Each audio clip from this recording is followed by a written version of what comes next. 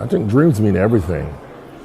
If you're not able to dream and manifest what you want, just nothing to live for, nothing to fight for, nothing to wanting to achieve. I think everything starts off with a dream that you work towards to make it reality. And as a kid, you have the imagination of, what you would like to be one day. I think that's where most dreams start from. As a kid, using your imagination and saying, "Hey, I want to be a doctor," or "Hey, I want to be a pilot." And for me, having a dream of one day wanting to be a Mr. Olympia, manifesting to becoming Mr. Olympia.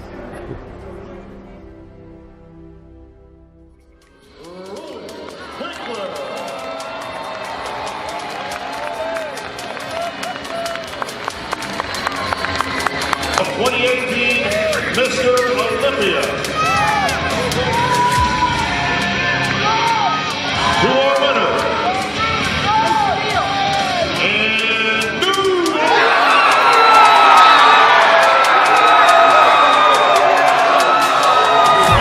2018 Mr. Olympia.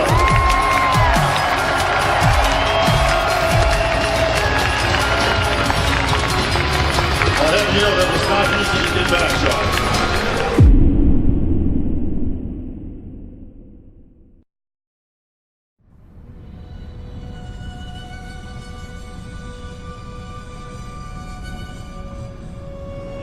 So let's see here. Back in 1993, I cut 9 tendons, and was told that I would not be able to use my right hand, eat.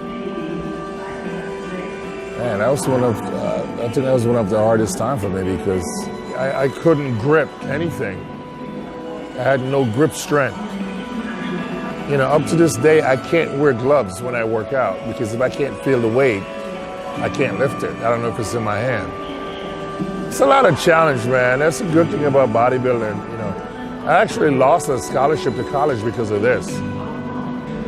But I learned to live with it. And I learned to train with it. It made me a lot stronger over the years because I know that everything that I have, I earned it. Like nothing was ever given. Even winning the Mr. Olympia, I know it was because of the work that I put in. Nobody handed it to me. Like I had to dig really deep and to earn it.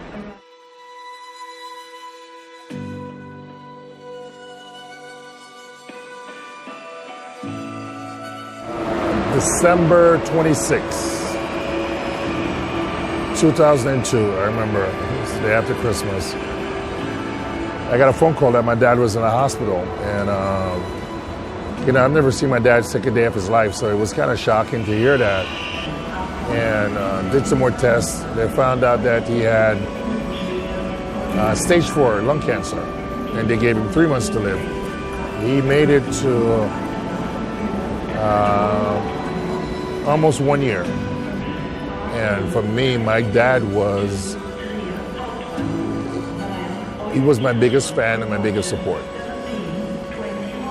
So after he passed away, I quit bodybuilding. I never set foot in the gym. I just said,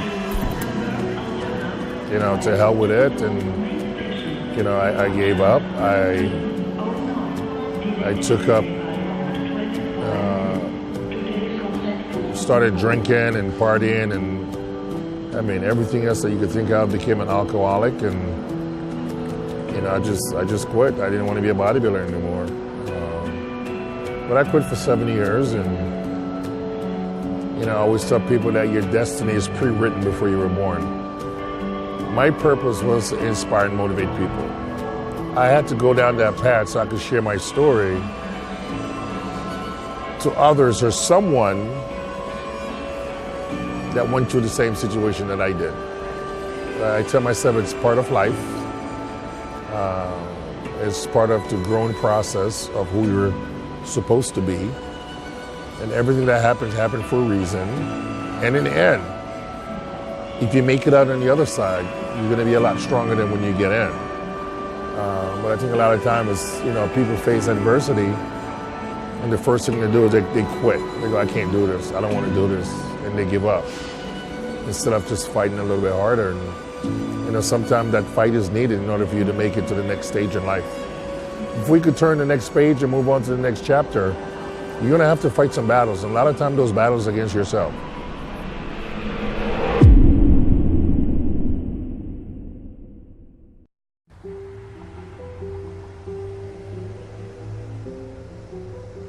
The last thing my dad said to me before he passed away was, when was I getting back on stage? And I decided I wanted to do one show and see where I fit in. When you take time off, you're coming back,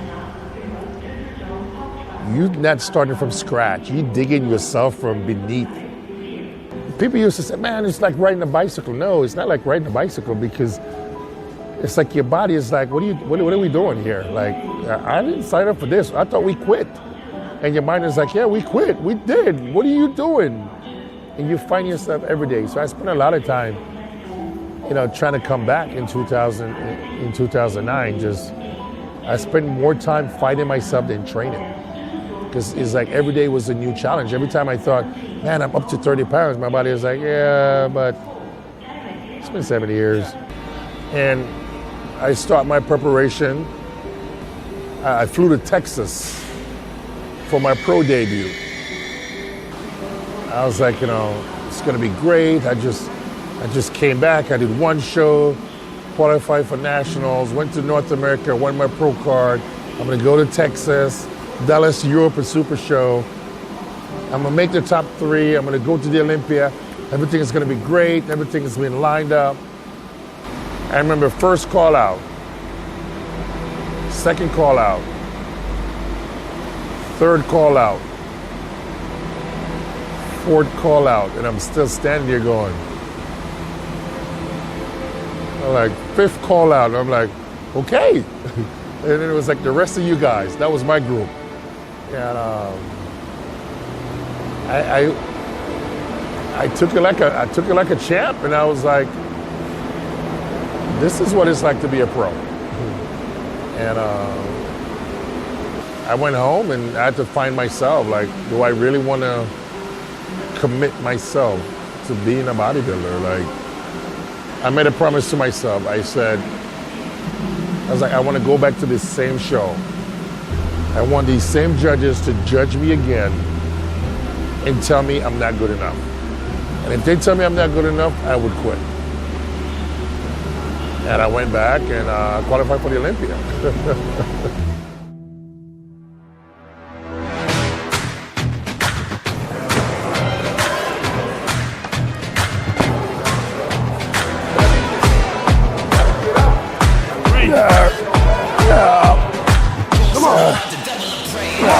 Ain't no holding me back, ain't no pulling me down, ain't no knocking me off of my feet, ain't no taking my crown.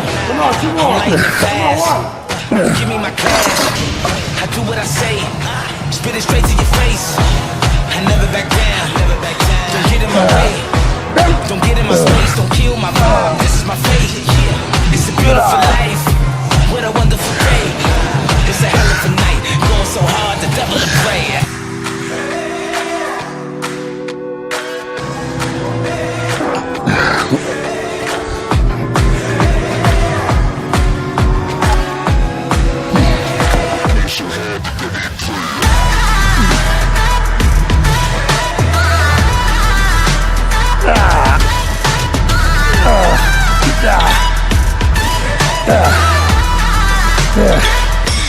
Sweet.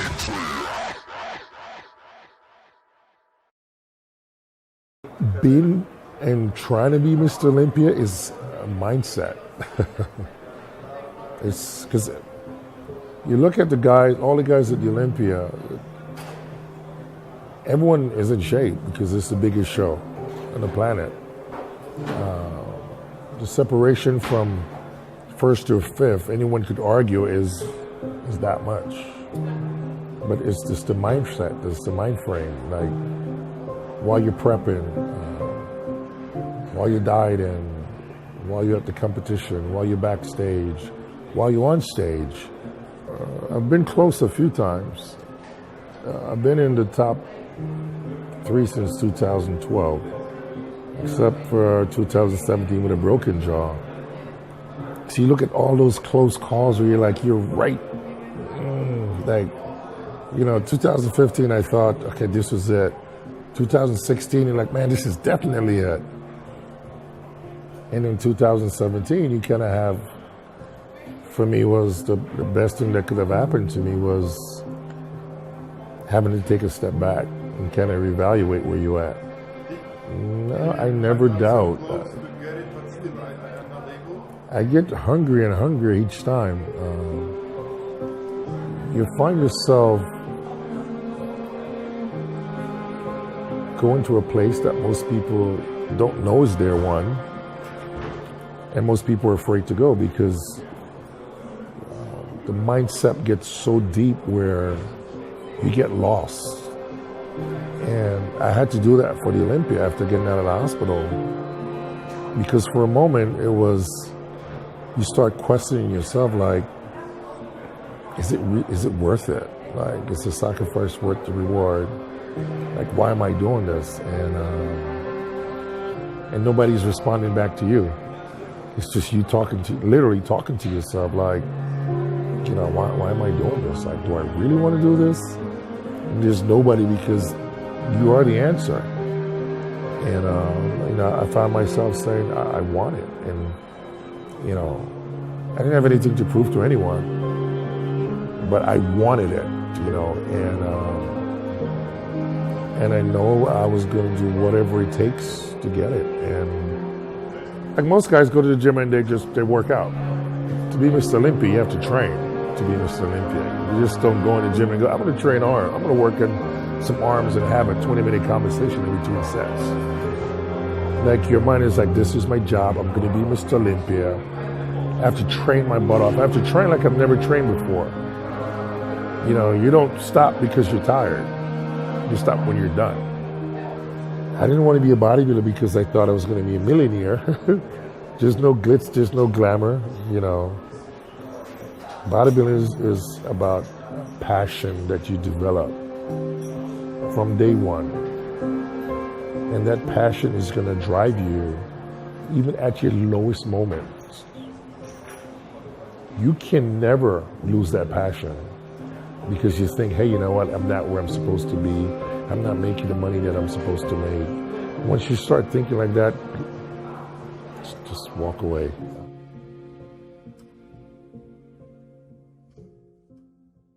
Subscribe to our YouTube channel.